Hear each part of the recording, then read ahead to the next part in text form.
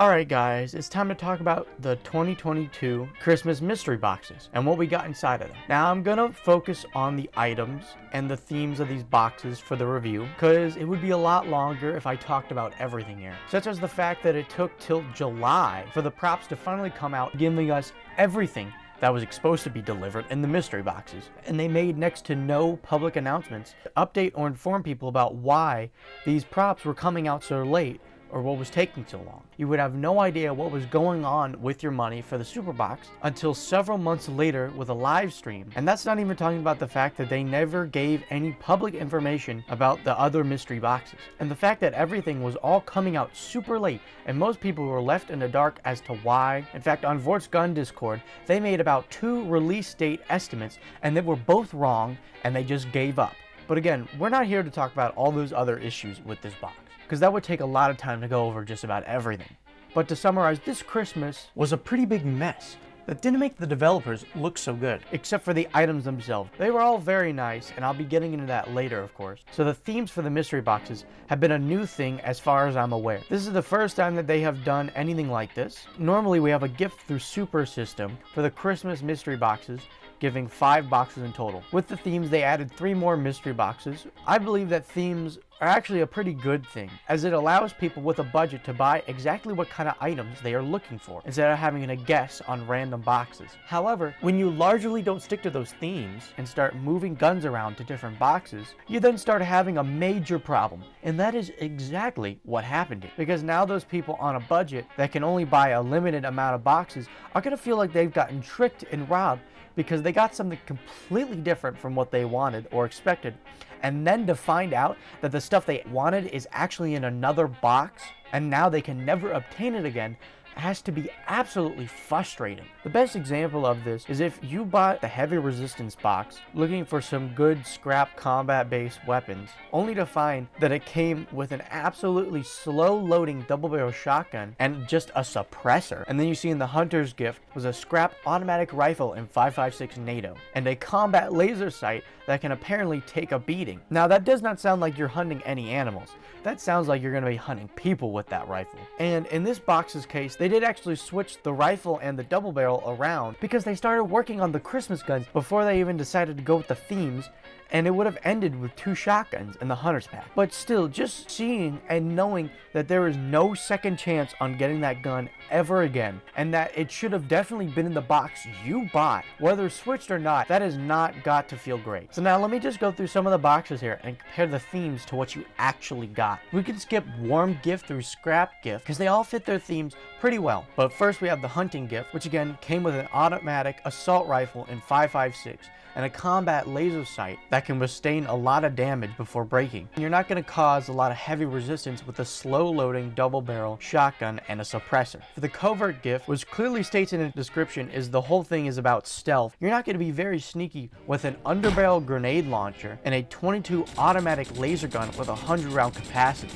The sustained fire gift, which has to be the worst of all, you get, and I'm not kidding when I say this, an underbarrel taser, a medicine injector, and an automatic rifle in 308 with a 25 round magazine. In actuality, if you change it to the classic furniture, you'll realize that it is literally just a G3. I mean, that is 3 out of 4 that completely ignored the theme, like not even close to the theme. I just find it absolutely funny though, how in all of the boxes there is an item that should fit in another box's theme. Like the automatic rifle goes with the heavy resistance, the suppressor goes with the covert box, the 200 round automatic laser gun goes with the sustained fire box, and the belt-fed machine gun goes in the sustained fire box. It is absurd how these themes became more of decorative titles than actual descriptions. To give them some credit, they did at least have one item that matched the theme in every box. Like there is the over-under shotgun in the hunting box, compact easily concealable SMG in the resistance box, a caseless subsonic suppressed pistol in the stealth box, an automatic shotgun with 21 rounds, which in the world of shotguns is sustained fire.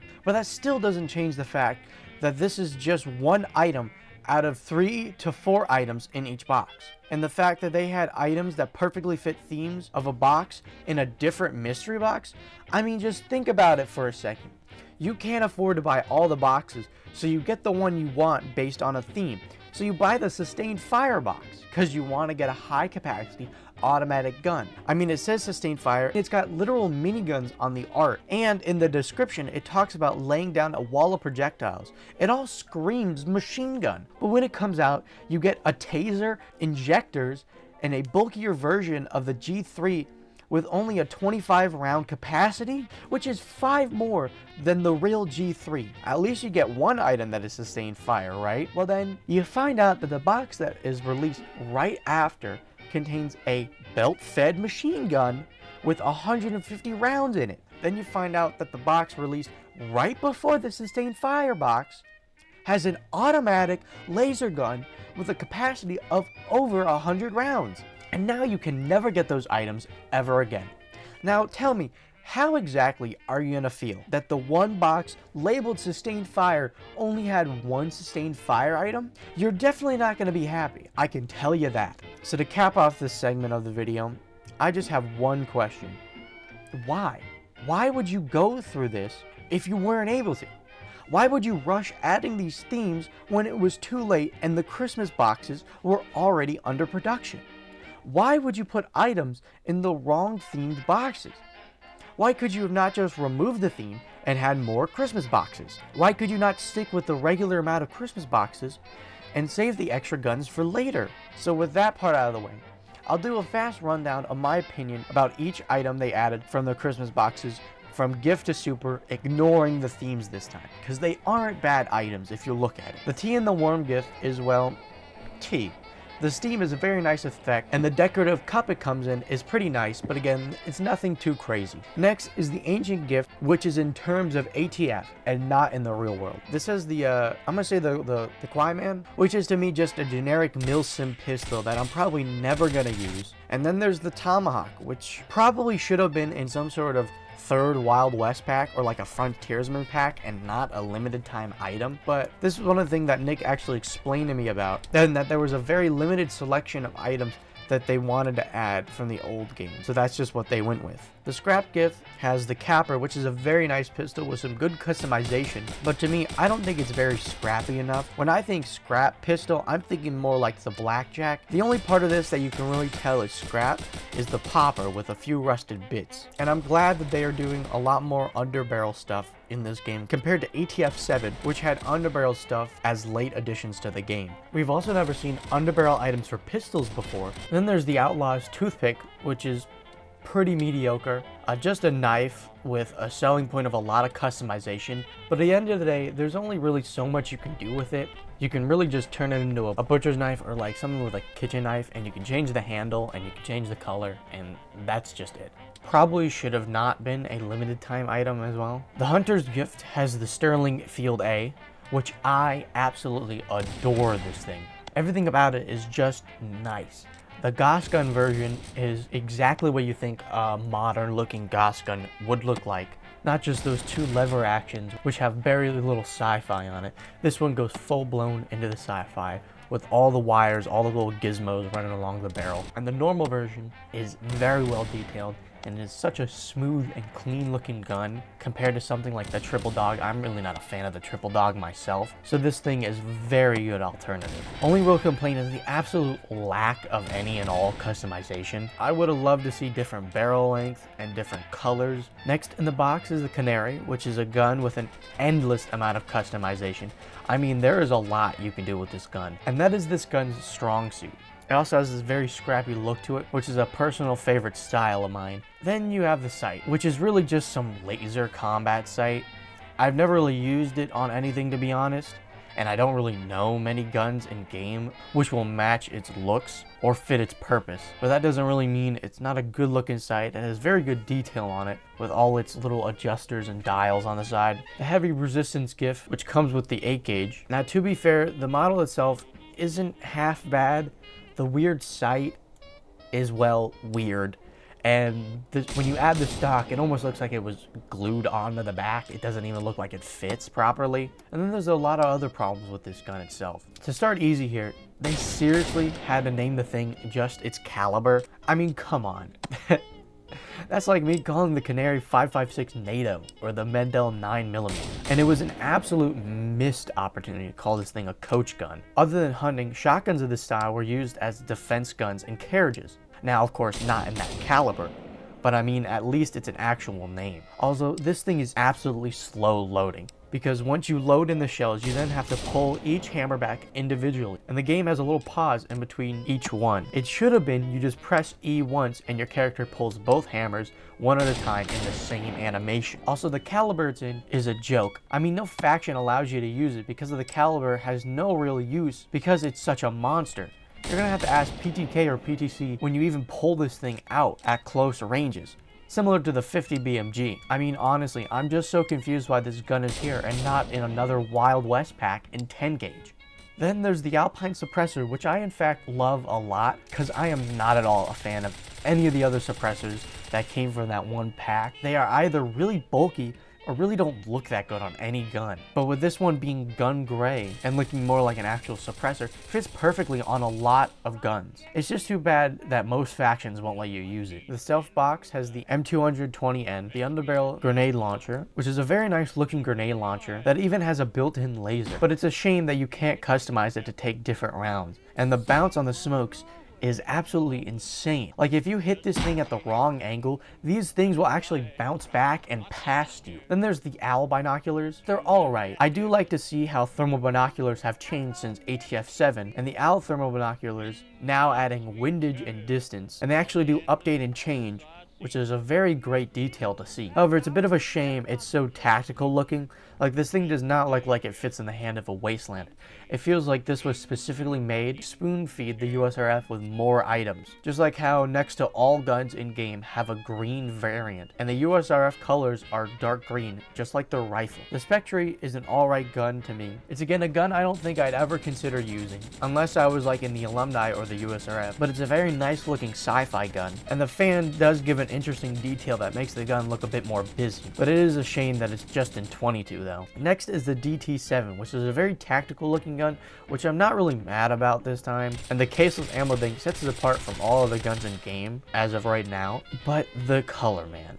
It just doesn't fit anything at all. Honestly, would have been a fine gun, but the colors make it almost unusable because this gun doesn't look good on just about anyone. Next is a sustained fire gift, which has the K59 SB, which is honestly just some generic battle rifle with next to zero customization, and the stocks are so large that they don't work on any gun at all, and all of their stocks are too small for this gun. So you're basically just stuck with the stocks that it comes with. All around, it is very mediocre at best. The injector is, well, an ejector. I mean, there's nothing more to say about it other than the models are pretty good, and I'm glad you have an option to inject yourself or someone else. But why would this kind of thing even be a limited time item? That's just really my question. The microvolt, which is just kind of a shock breach reskinned now. It's a bit of a shame you can't turn it into a gun itself, and that most guns don't allow you to put on it, but it is a solid underbarrel item, and I do enjoy the new lightning effects in game. The AA-36 is the best out of this box because they did the AA-12 right with this one. Because if you didn't know, the AA-12 was just a prototype,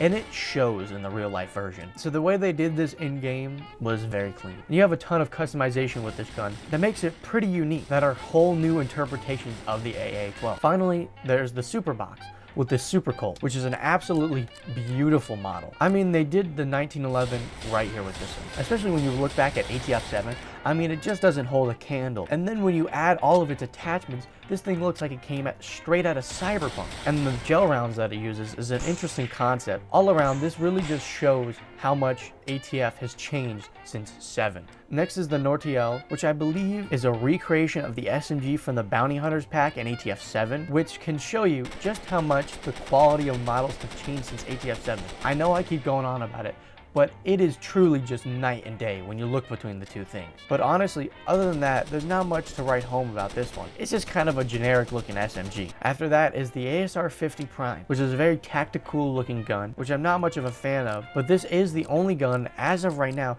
that comes in 50 BMG, so that makes it special. However, using 50 BMG will probably be next to impossible. As we all know, something like this will immediately require you asking for PTK or PTC, as well, people tend to explode when they get hit by 50 BMG. And you're not living through that one in one piece, that's for sure. However, I believe 50 BMG was most likely added as a counter to the vehicles that have been added or are going to be added, because 50 BMG doesn't have a problem destroying car engines. I also gotta say, adding 22 long rifle as an option was kind of just a slap in the face. I mean, you really couldn't have added 308, 7.62 NATO, or anything else. You just had to add 22 long rifle for like, what, a joke? Second to last item here is the Super 150, which I honestly can't get enough of this thing. Again, I'm gonna mention ATF-7 here, but I mean the animations for a belt-fed machine gun from ATF-7 to ATF-8 are absolutely wild. And that's not even talking about the design. I mean, now you can finally see the bullets instead of them just being little squares or circles. It's a pretty tactical looking gun though, and I really don't feel like you would see this kind of thing on a random wastelander. But this to me feels more like proof of concept for all the upcoming belt-fed weapons, which I'm certainly excited to see. Lastly, we have the pickup truck. This is the first car in game, and with it you get to see the all-new customization system for cars in ATF-8. You can do a lot more with cars than ever before, changing the color of certain parts of the car, swapping parts, and more interactivity. It is looking great for upcoming cars in ATF, however, to complain about a few things, and the smaller of complaints, why are we still using these kind of crates for the truck? I mean, we already have better crate models that are even in the prop placer, and second, changing colors on this thing is messy, as you have to find and click each spot on each part of the car, and sometimes they're not easy to find. I don't know why this wasn't built into the customization system, or able to swap parts and maybe hit a different tab to change colors. Anyway, that's the end of the video. I hope you guys enjoyed. And for this one, I wanted to focus on the theme because there was a lot of issues going around with the boxes, but I think this was the biggest issue by far. And then I wanted to focus on each gun individually to show that, for the most part, they weren't that bad. It was really just the themes that messed them up. Anyway, there are more videos coming, like always. And yeah, I'll see y'all around.